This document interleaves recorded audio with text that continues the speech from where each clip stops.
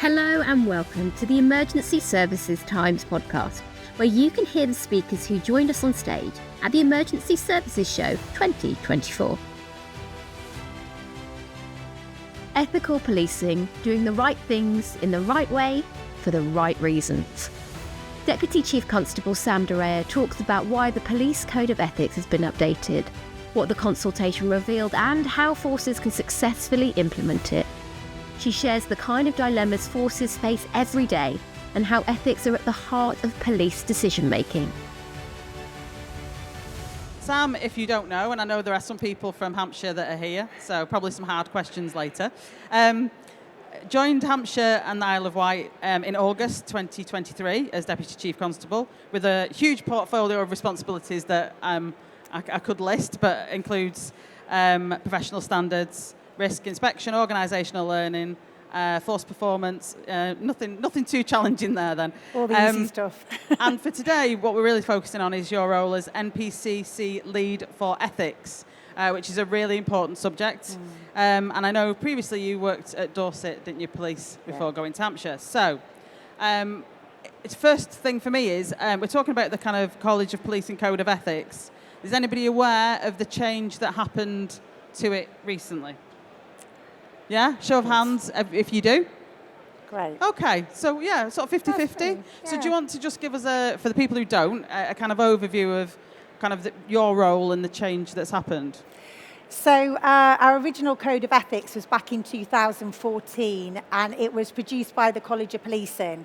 And what I would say is I got involved 2014 around the code as at the time I was the head of professional standards in Devon and Cornwall.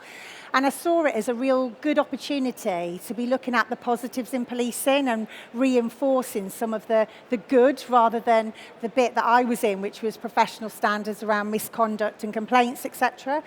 But what I would say about the first code was we were a bit lazy because we put into it the policing principles and the standards of professional behaviours, and it was noisy. There was a lot of words in it that didn't really mean anything. And so when they looked to start reviewing it, College of Policing did in 2020 and start that journey around reviewing, going out for broader consultation, I was absolutely right behind the fact that we needed to do that to make it more meaningful to the people who are going to use it.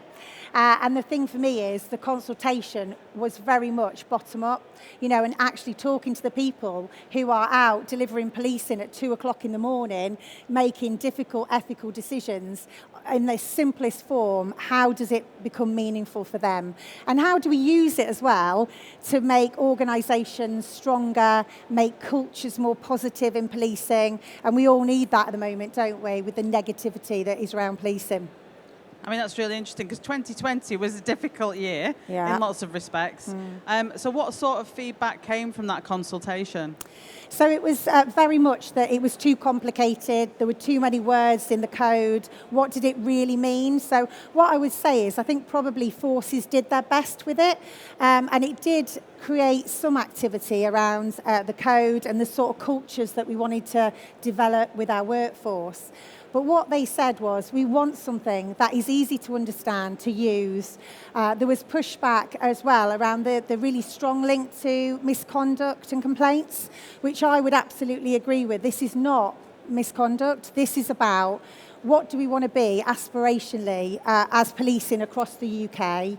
What are the things that when we join policing, that whole bit around why we joined, what are the things that we see as important? And how do we make sure that that stays through our careers and that we are holding our senior leaders, the most senior leaders in policing, to account for creating positive cultures and making sure that we are inclusive and that we've got environments that people want to work in and that the communities know we're going to go out and deliver that really positive public service for them.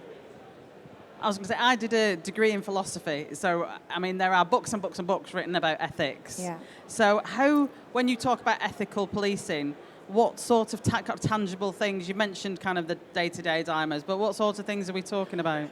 So the new code talks about public service absolutely at the heart of everything we do.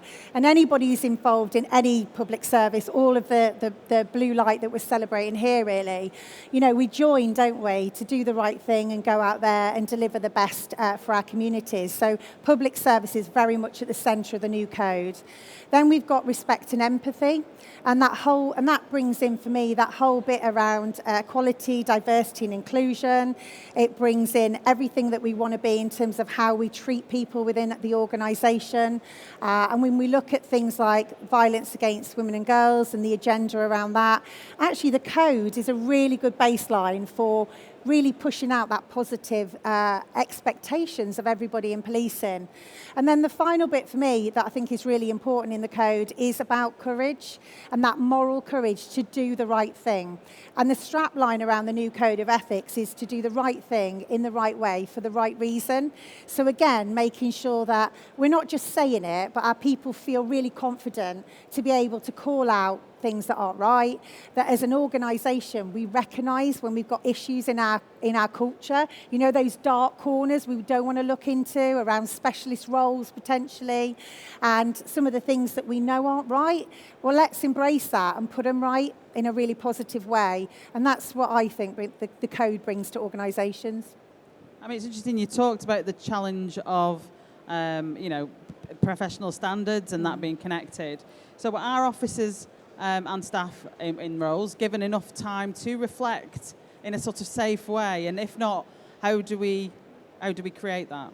Yeah, I think you're absolutely. I know it's a loaded question, but we don't, do we? We don't give enough time for people to reflect on a job they've been to and come back and debrief it. And we always talk about the fact that people are out there delivering policing, whether you're a police officer, a staff member, a volunteer, you're out there delivering policing, you're coming across all of these ethical decisions you're making every day. But how often do we get to step back? So just some of the practical things around that I've seen work really well is making sure we are debriefing and asking what were the ethical elements of that we found really difficult. That whole bit about responding to a mental health crisis and not having any beds and not being able to take someone to custody like we have historically, quite rightly. But what choices does that individual have there and then to make those decisions? And actually understanding helping them to understand this is a difficult decision for you. We have our handcuffs, we have our spray, we have our baton or whatever, and we go out there and we have our training that teaches us how to use it, how to communicate with people if we come up against some of those incidents. But how do we test our ethical decision-making and brains? And so again, some of the great work I've seen is just getting people to think about that before they need to. So some of the training around our student officers, and I think one of the best things you can do is ethical dilemmas. Pull them together, let's discuss this ethical dilemma and something you might come across as a police officer or a staff member, volunteer, and get them thinking about it before they need to use it. So testing that part of people's brains before they have to go out and do these difficult jobs. Because I was going to say, one of the big challenges with a lot of things is integrating it and building it into work. So it's not just then a product, a set of words. And obviously those dilemmas and things are part of that.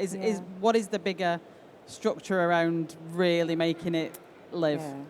So I've got the MPCC role, the portfolio for ethics, and part of what we've been doing is the code it's college owned, so the college own it, but it has to be police owned and police led to make it land and to embed it. So what we've been doing is really trying to share best practice, make sure that forces had a plan around launching it before the launch date in January. And what I would say, it's a bit inconsistent across the country, but all the forces had a plan, they delivered it, some were stronger than others. So we've got things like, we've got a conference running next year that is all about sharing that best practice. We have networks set up and Spock, so getting out that best practice there and saying, have you thought about doing this? How are you including it in your recruitment processes, that type of thing? And of course, part of the new code is, that I think is really positive, that we didn't have before, is the code of practice, which holds the chief constables to account for delivering this important area of business.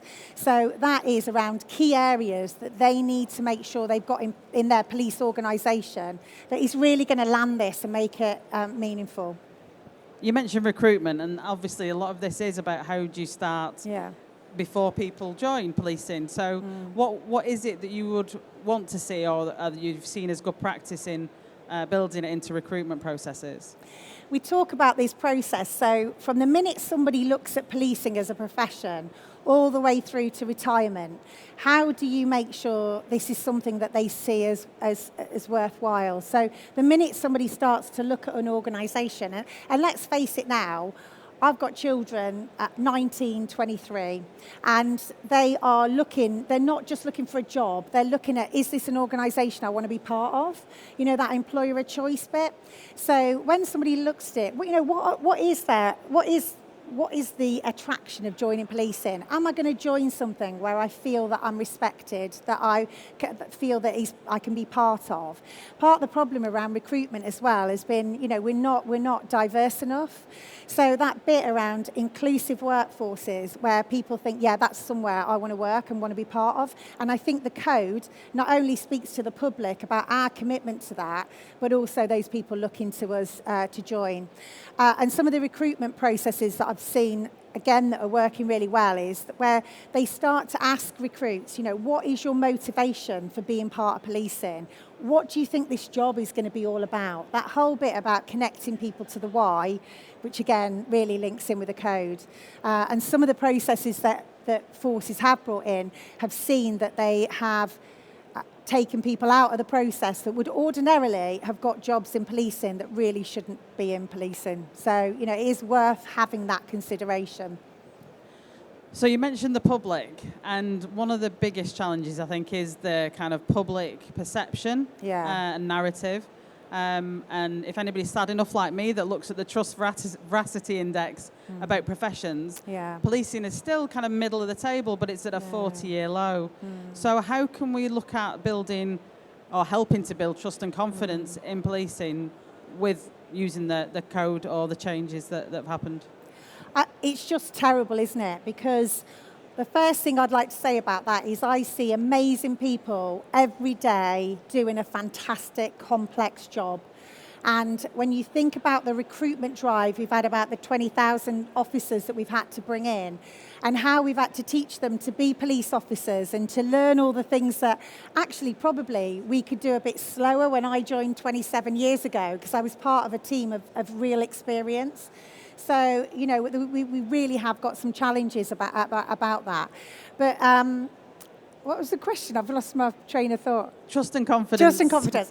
So we have got some work to do. You know, I think it's a fair one that the public are asking of us. What is happening in policing, that we've got some of these horrendous cases, like the Sarah Everard murder, the Carrick case, at the Angelini report, that really is saying policing needs to do better. And I think we do. What the code can do for that is make sure that we are setting organisations up to be really strong. So when people come into them, they understand the expectations of them, that we make sure that we don't get the wrong people coming in through our vetting. We make sure that we are providing leadership and development so people feel strong in their roles and feel confident to go out there and deliver policing in the most positive way. And one of the research will show is where we've got people who aren't confident in their roles, they'll make bad decisions, we know that, but actually they are more likely to act unethically than those people that feel really strong in the roles that they do. So it's really important to make sure we're investing in our people and make sure they've got the right skills and capabilities, I think. And kind of linked to that, is there a way it can help in terms of when those incidents happen, and they will because it's live, with people who are responding to them, if they, you know, is there a place for the code within that? One of the big changes for the code as well is it does incorporate the duty of candour as part of the learning from the Hillsborough report. And I think some of the criticism from the Hillsborough report and then the subsequent action or inaction that has taken place is that, where is the duty of candour then for public services and for policing? Well, now it is within the Code of Practice, and Chief Constables now will be held to account to say, how are you demonstrating that? And that bit around openness and transparency, people are criticising the fact there's so many cases now hitting the media. But what I would say is we're being a lot more transparent now about these cases that we have, the people that we find that shouldn't be in policing or have done something wrong, and actually is owning that and going out and saying, this has happened, we've dealt with it, we got this wrong in a lot of cases as well, we want to do better, we've learned from it. And I think just owning that has been a really important part of stepping forward and should continue. And I think there is never going to be a day when some of those cases don't hit the headlines. But what we want is we want a culture where everybody expects to work in a positive culture and to call people out, be able to challenge when they see things that aren't right and feel comfortable in doing that. And let's face it, if we all do that, we're going to be far stronger for it, aren't we? So interestingly, you talked about the media, but obviously social media is like a terrible place a lot of the time. Is the code kind of keeping up to date, not just with obviously the challenges for officers because of social media and people videoing everything and kind of doing that kind of work, but also for the new recruits and people coming in who've never known anything other than social media as being a big part of their lives? It's a positive and it's a curse, isn't it? Because social media is great. We use it to really positive effect. And some of the real positives, like I'm really torn about WhatsApp, and I'm going to put an ethical dilemma into our National Ethics Committee because I love a bit of WhatsApp. It's how I communicate with my friends and colleagues and things like that. What we've got, though, is we've got to educate people on how they use it and make sure that we're using it effectively. One of the most recent dilemmas that's come is around Twitter and X, and some of the impacts around associating ourselves as policing with some of that technology as well. So there's so many dilemmas within that. But the best thing that we can do is make sure that we're educating, that we're keeping people informed. One of the things that I do as the appropriate authority in Hampshire and have done with my previous role as well is just making sure that when you have a terrible case, you push the learning out to stop people from doing that into the future. And just making sure that it's a positive thing to say, we don't want you to fall foul of this. You're good people, and we need to keep people informed around the developments of it, I think.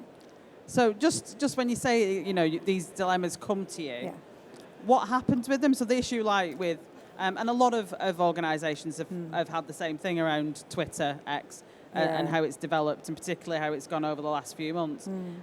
When that comes to you, what's the process that goes to kind of work through that? So one of the things that we do as part of the national portfolio is we just check in around forces and what forces have got within their own organisations. I'm really pleased to say that all 43 forces have got some sort of ethics committee, which I think is fantastic in terms of putting those ethical dilemmas in and then having those different discussions about some of the challenges that we have in policing. We also then have a regional network, and then the national is the one that I sit on, and we've got a fantastic independent chair in Bishop David Walker, who really holds us to account. He's amazing. And we've got some independent members on that. And what we do is, when there are dilemmas going into forces, and forces saying, actually, I think this is more of a national dilemma, we can put that through our regional groups and then into the national. And what we will do is, with the group, we'll talk about the dilemma, we'll pull out the ethical elements of it, and we've got academics, we've got independents from industry, we've got police officers in different roles, but we're really starting now to bring the other MPCC leads in, so they'll come along. So for the next ethics committee, as an example, we've got BJ Harrington that was led around the protests for Opnavet, and we're coming in to talk about protest, the two-tier policing question and how we approach that, maybe some of the stuff around our communities. And then what will happen with that is we publish the findings of that and some of the guidance that's come out of the committee. They don't have to listen to it, but what I will ask is, I want a response from you in terms of what you did about it, what did you think about the discussion, and what did you learn from it, so that we've got this sort of perpetual learning. And some of the other dilemmas we've talked about has actually led to the change in policy and practice for UK policing. So it really is starting to make a difference, and people are seeing the value of it. And is that publicly available as well as...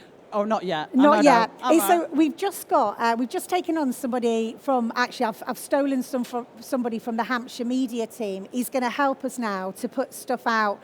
We've got this real dilemma with the college about how do we have these websites where we really want to get information out to the public. Because we are really open and transparent. It's just finding the vehicle to do it. So it's something we're working on.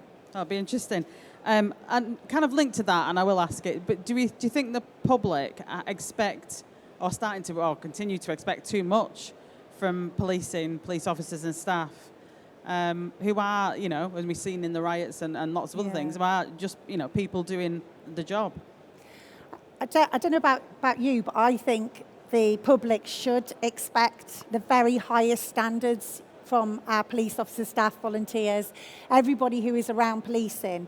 That whole bit about, as an individual, you should reflect, not just reflect society, you should reflect the very best of society. And that's my expectation of all of the police officers and staff and the workforce that are in Hampshire, and all of the people that have worked with and for me. What I would say is, though, we just have to recognise that some real challenges here when you've got resources strained, and the challenges of people having the time to go out and do the job properly.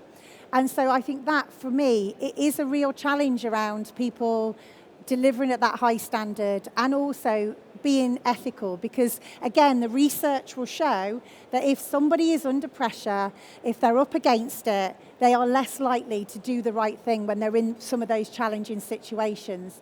So the Code of Practice doesn't just talk about leadership on ethics and making sure that you do the training and all that sort of thing. It talks about workloads that are manageable. It talks about health and wellbeing programs, having good PDR systems, all of the things that are fundamental to running a really good organisation. You won't get people operating ethically if we don't get all those things right. So for me, that's so important. And I suppose the next thing is, how is it going to be assessed? How is it going to be kind of monitored? And what do you see in the future? Now, obviously, it's had the change to the code as it is now.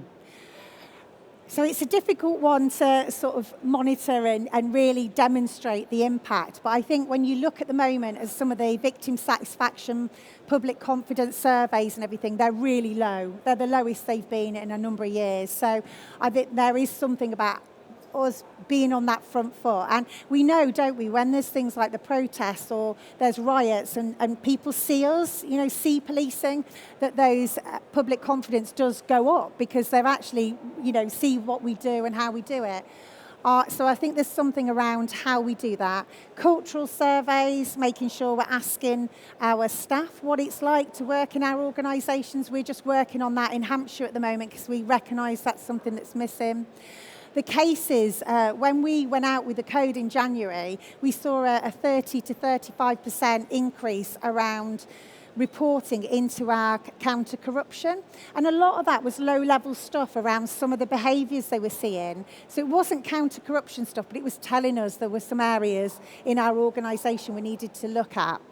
I don't think it's that we'll stop seeing some of these cases in the press because, of course, actually, if we're an organisation where we don't put up with bad behaviours and people are challenging each other and actually saying that's not good enough, then we're highlighting those cases and we're doing something about it, which is equally important. So I think there's a number of measures. HMIC will be inspecting on it in 2026. And we're just going out with a self-assessment at the beginning of next year that will help forces to look at how have you launched it, how has it landed, how are you embedding the code, and is it making a difference? So it's watch this space on that one. Really interesting. So also, I was going to say, in terms of if it was in an ideal world, is there anything that as NPCC ethics lead you would really want to see? Is there like the one thing that if we could do that, or a couple of things, then you would be happy? So can I have two? So what I would say is I had really early on in my journey around ethics, because I've been involved since 2014, I worked with a brilliant academic called Alison McVean, Professor Alison McVean, who'd been in policing in one way or another for many, many years. And she said the worst thing about police leaders is when I hear that they assume just because you've got a code, it's going to make a difference. And just because you've got a code and we've made it look pretty and we've put some, buzzwords on it, that's not going to make the difference. It's how we lead, tone from the top, to really make sure that we embed that. But actually, how every single person who operates in policing believes in it and brings it into how they operate. Because that's the only way we're going to have a great culture, and we're going to have this inclusivity where people feel strong and they feel good at what they do and going out there. So it's everybody's responsibility. It's not just the chief constables. That's my first one. Don't just assume people will operate ethically. And then the second thing for me really is just making sure that, when we do good things, that we're out there celebrating the good.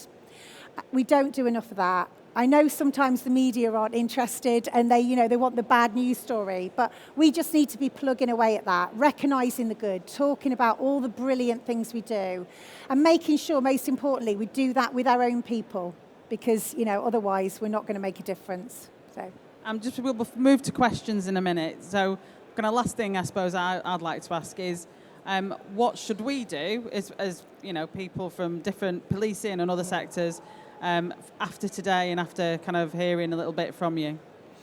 So there'll be some of you who aren't in policing, so this is a bit so you've come along to have a look at what we're doing.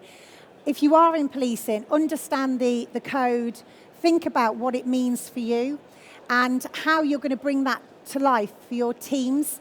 And some of the best things I've seen is when you've got a sergeant going in with their team and saying, right, here's the code. What does it mean to us? What do these words, courage, what does it mean to, how are we going to operate as a team with respect and empathy? How are we going to call each other out if we need to? I've had this conversation with the executive, my executive, how are we going to challenge? How are you going to challenge me if you think I'm getting something wrong? So I think having those early conversations that set that how you're going to do it means that it makes it easier for people to do it. So that's the thing for me, is if you're part of a team, doesn't matter if you're the leader, go in, ask that question, and actually think about what those words in the new code mean. It's really interesting because in the first session this morning, if anybody was there, that's exactly what there was kind of talking about sports teams and high-performing sports teams, and that was exactly one of the points that they made about calling each other out and having that open kind of conversation. Yeah. So, I'm sure there are questions. Any questions? Yeah. Hi, I'm here today as helping out with Police UK as a volunteer, but I'm actually an armed forces veteran, and ethics is something that across the public sector is a key thing. What you're dealing with is quite intangible, so at some point you want to say to your seniors, because everybody's answerable to somebody, aren't they? This is working because in my head this is what good looks like, and I'm seeing what's the that you're looking for in, let's say, 12 months from now, when you have to say, this is, I've taken a look at the organisation, I've been round, I've engaged with individuals, and I'm seeing this. What is it you want to see? So I think you're talking there about outputs, aren't you? So how do you physically Outputs see the and tangible? Yeah. So I think what I would say with some of the things that I'm seeing that we need to put right in policing is that just centering back to why we're here, what we do. And in Hampshire, we've stripped back quite a lot in terms of what we're trying to go out and deliver, putting the public first, relentless pursuit of criminals, putting the victim at the heart of what we do, and that sort of local policing. Linked to that then, that's the external bit, but linked to that, the internal bit about the workforce and how it feels about what it does. And if I'm being honest at the minute, morale is low in my force. I want it to be better. I want people to really connect with what they're doing. And there's so much negativity in the press that does impact on people how they feel about what they do.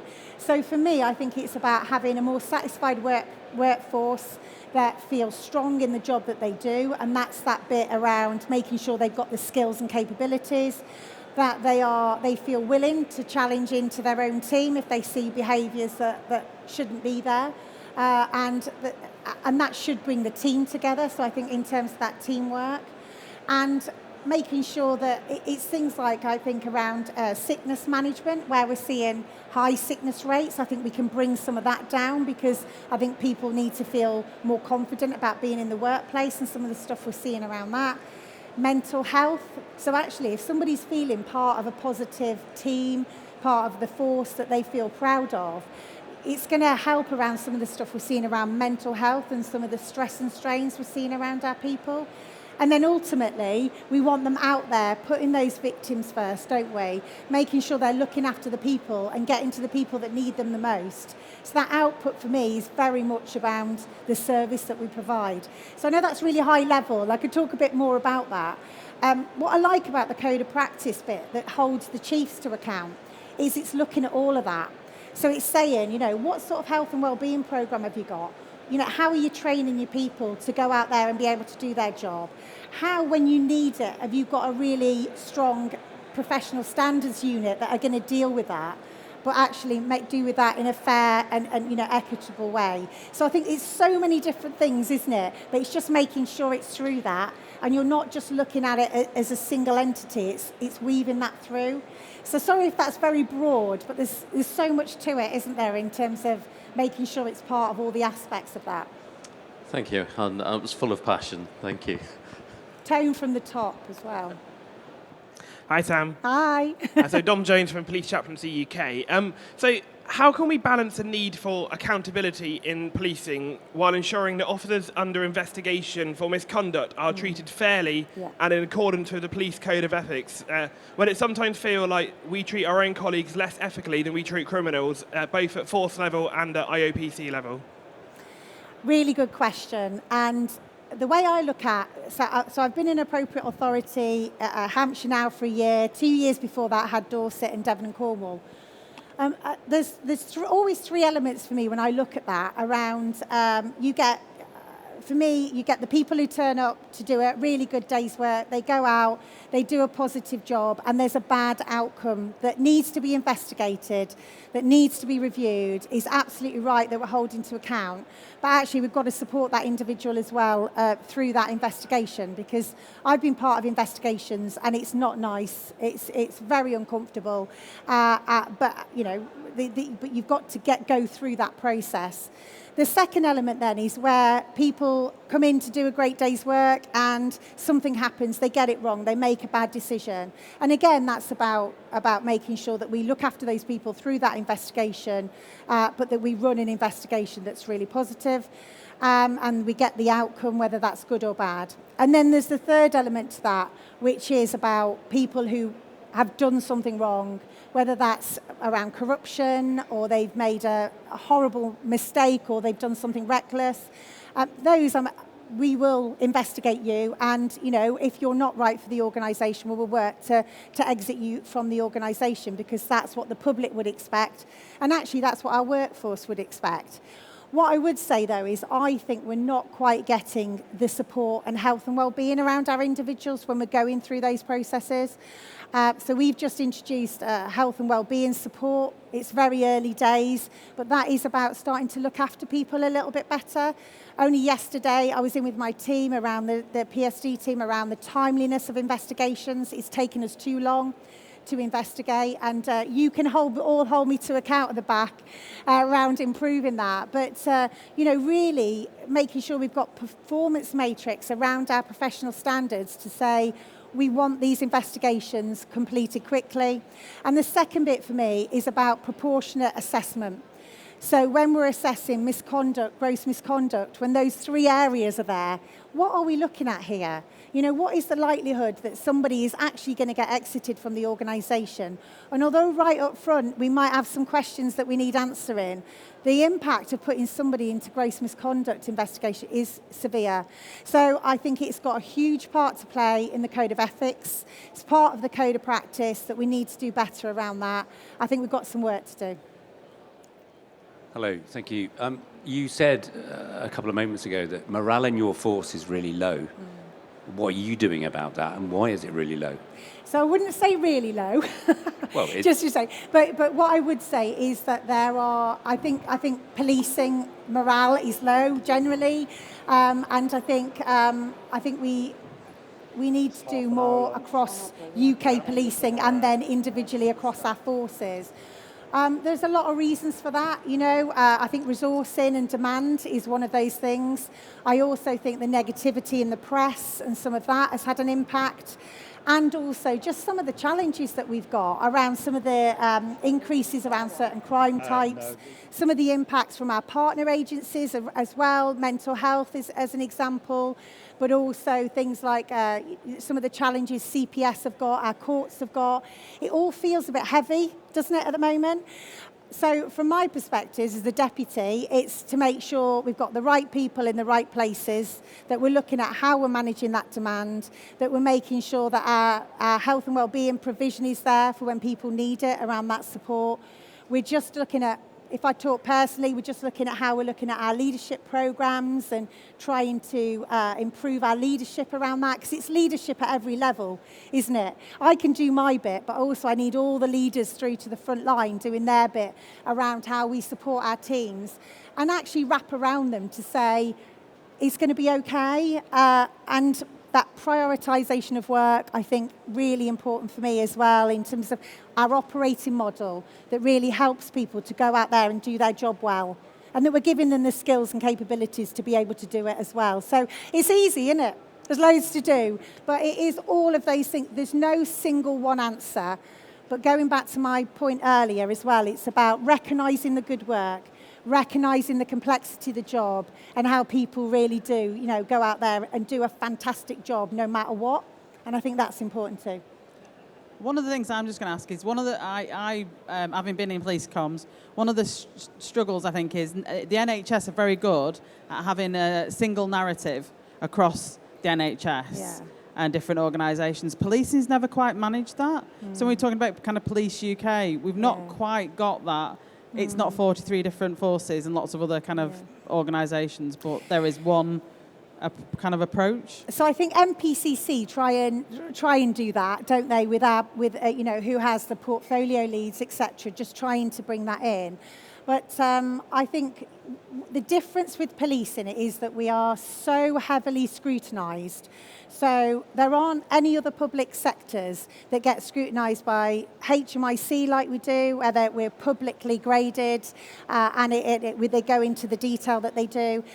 The IOPC, which has its own challenges, and I think we mentioned that before, around the length of those investigations and then how public some of the decision-making around that, which has been challenged back in.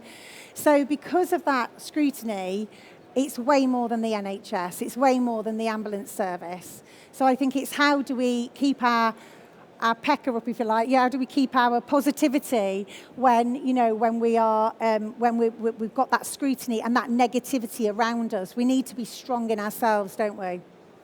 Oh, hello. I'm just going to ask a question about, you mentioned about the Hillsborough paper and how that has informed your duty of candour. I just wondered, in terms of like public trust, the duty of candour, how would you say that is going to sufficiently engage the public and kind of for them to buy into that trust, as opposed to having that Hillsborough law? Because obviously there's been a lot of families that have tirelessly tried to get that law passed through, and I just think, how does that satisfy both public trust but also having some recourse to actually hold people to account?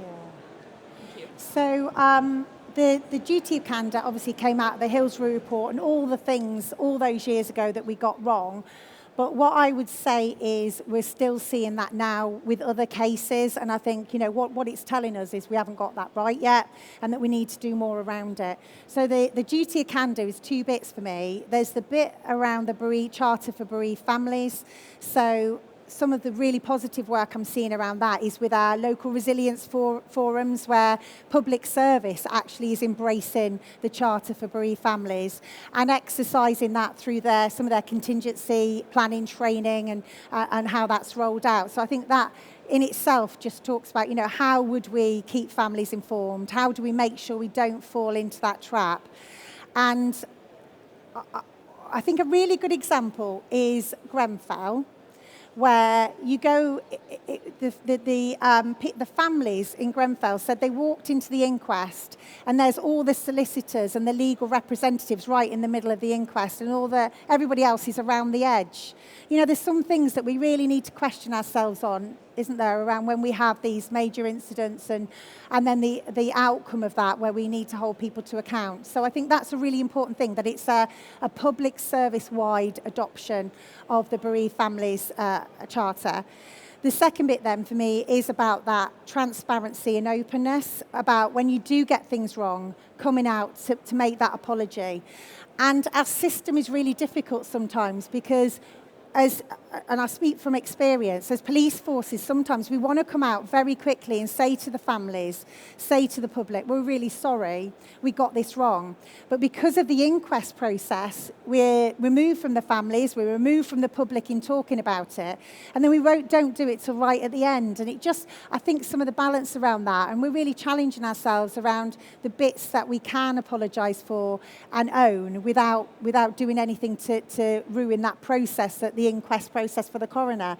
So I think there's things around that. But for me, if we get something wrong, if we get somebody exiting the organisation that has got it wrong, and we, you know, through gross misconduct, whatever, it's about owning those things and saying, actually, you know what, we own this. This is what we've done about it as an organisation, and it isn't acceptable. And then actually learning from it as organisations and making sure the organisational learning comes back in so that we can move forward and make sure it never happens again. Time and making sure that every organisation in the UK, all of our police forces adopt that, I think is really important. Brilliant. And we could talk, I think, probably for another hour. Thank you ever so much for show your appreciation for Sam. Thank you. For your contribution. Thanks for listening. If you like this session, then be sure to browse the rest of the programme for the show. Share the link and subscribe to receive updates on new content from us here at Emergency Services Times.